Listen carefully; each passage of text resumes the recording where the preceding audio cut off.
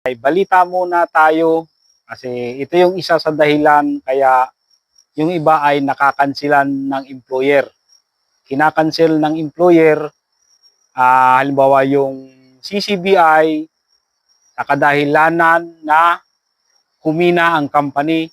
At itong balita na to ay nakita ko sa Facebook at yung babae na nag-post nito ay minsan siya ay nag-a-assist na mga EPS worker na bagong dating sa training center dito sa South Korea. At ito din ay nakikita ko dito sa Yangchongu migrant dito malapit dito sa lugar namin, at ang mga pinupost nito ay legit talaga. At unahin natin tong bad news kasi nakalagay dito, kinalulukon ko 15 Filipinos sa Daiichi Josekuesa. Today kinancel na po kayo dahil humina ang company. Ayun, 15 Pilipino, humina yung company kaya kinancel. Ibig sabihin, sa isang company lang yung 15 Pilipino na yon. At ito pa, basahin ko. Sabi ng in charge ngayon lang kinancel kayo dahil humina ang company. Ayun. Daiichi Josekuesa po ang kinancel kaninang umaga lang. Pati ako nalungkot nung sinabi sa akin ng in charge, bakit Philippines at China ang kinancel? Philippines at China ang kinancel.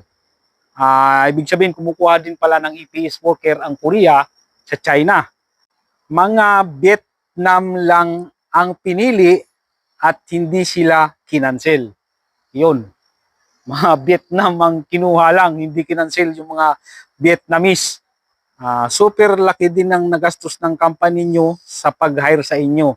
At kayo rin malaki ang nagastos. Ganun talaga mga kabayan. Pag nag-hire ng EPS worker, ang mga employer dito sa South Korea, ay gumagastos din sila ng malaki. Kaya kapag kinancel nila yung kontrata ninyo, ibig sabihin yung binayad ng employer ay mababaliwala na rin yun. Kahit na sinabihan sila na kapag kinancel ay restricted sila ng 1 year.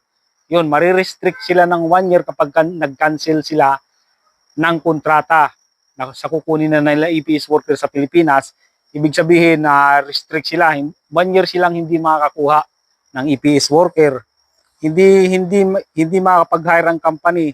Sagot ng company, wala rin silang magagawa dahil humina talaga. Hindi lang Daiichi Josekuesa ang napiktuhan. Maraming company din. Ayun. Marami ding company din daw ang humina dito sa South Korea. Yan na nga yung isa sa dahilan kaya nagka-cancel. At dun sa mga nanonood dito sa aking YouTube channel, dun sa mga may employer na, pakitingnan yung kontrata ninyo. Baka kayo yung isa sa na-cancel. Ano naman kasi dito, nagastusan nga kayo, nagastusan din yung employer, patas lang, kaso nga lang masakit siyempre, umasa ka na makakalis ka na tapos makakancel pala. Pero yung mga ganyang nakakancel, ang alam ko dyan, kapag nagkaroon ng massive selection, ay sila yung unang isasalang sa seleksyon. Halimbawa, may pumuntang employer sa labor, kukuha ng tao, uunahin nilang isa lang sa pamimilian yung mga nakancel ang kontrata. At dito naman tayo sa good news. Itong post na to, nakita ko rin sa Facebook. At medyo matagal na to siguro, mga 1 buwan nang nakakaraan. Ito, safety arrived in Busan. First time sa isang company, 20 Filipinos ang hinire ni Sadyang Nim. Wow! Sa isang company lang, isang hired 20 Filipinos. Ganun talaga. Kasi may mga company dito sa South Korea na gusto talaga yung mga Pinoy, at meron din namang mga company na ang gusto nila ibang lahi. Ganun lang talaga. Katulad dito sa pabrika ng amo ko, hindi siya kumukuha ng ibang lahi.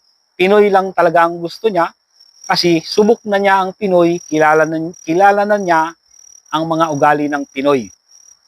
Ganun talaga mga kabayan ang realidad ng pag-apply dito sa South Korea. Ika nga ay walang kasiguraduhan.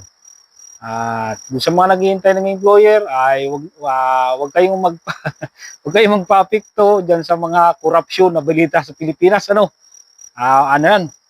Kumbaga Malabo nang mawala yung korupsyon na yan. Matagal na yan. Ngayon lang nabubuking yung mga yan. Kaya nga, doon sa mga nag-aaral ng Korean language ay i-post nyo na yan. Yung pag-aaral nyo ng Korean language para makarating kayo dito sa South Korea.